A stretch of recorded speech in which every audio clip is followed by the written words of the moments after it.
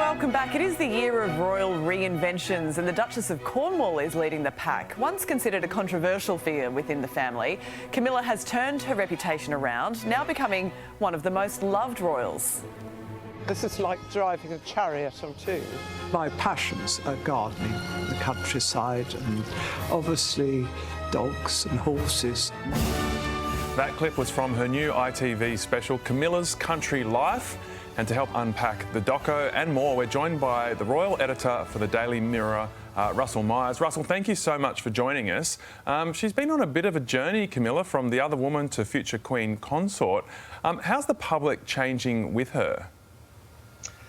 Well, you're right. Good morning, Tom. Good morning, Sylvia. Well, I think, she's put in a lot of hard yards. I mean, we're talking about in the last 20 years when Camilla was public enemy #1. There were people chasing her around supermarkets, shouting at her in the streets, and she really just got down to business. You look at the big projects she's got. She's talking about adult literacy, children in schools. She's talking about domestic violence, not only at home but abroad. I was in Rwanda a couple of weeks ago with her, and when she's speaking at the Commonwealth Heads of Government meeting, and she's really, really eloquent. And I think she's taken these causes to heart. And I think you see someone who's really taken the job, to her heart, and she's made it a real big success. And I think people really, really appreciate that with Camilla. Russell, this documentary celebrating her 75th birthday aired last night in the UK. Have we gained any new insights into the Duchess of Cornwall?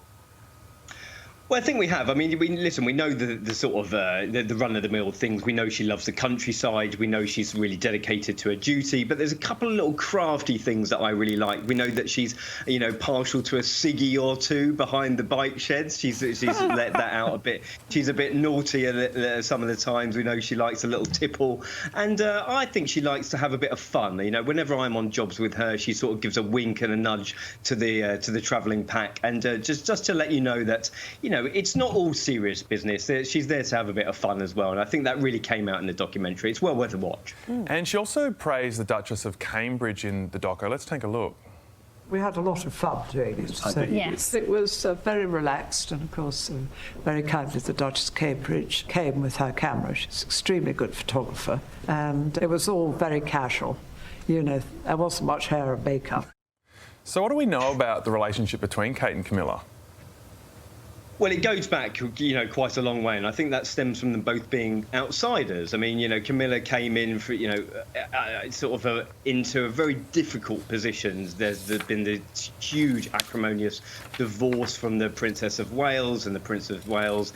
And, she was always the other woman, wasn't she? And, Kate wasn't never that sort of marker within her sort of introduction to the royal family. But she was an outsider. And I think they had a bit of kindred spirits going on.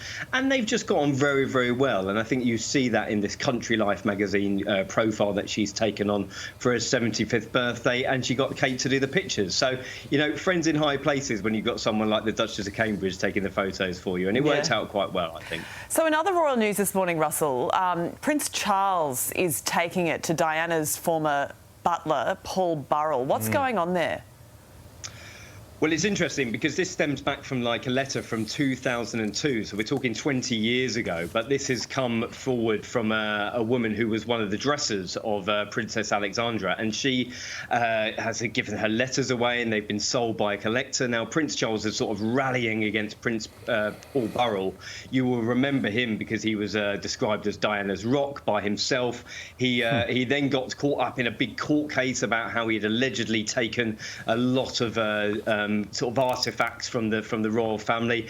Then the Queen got involved. It was all very, very messy. But sorry, I keep calling him Prince, but Paul Burrell made a big sort of name for himself about how he was sort of Diana's confidant all these years. But poor Prince Charles did not like him at the time, and I bet there's no love lost between them because he doesn't come into he comes into quite a bad sort of flavour from the Prince of Wales, and Paul Burrell will be hiding behind the back of the sofa when I think he reads these letters. Yeah, sounds like it. All right, Russell Myers, we appreciate your updates. Thank you.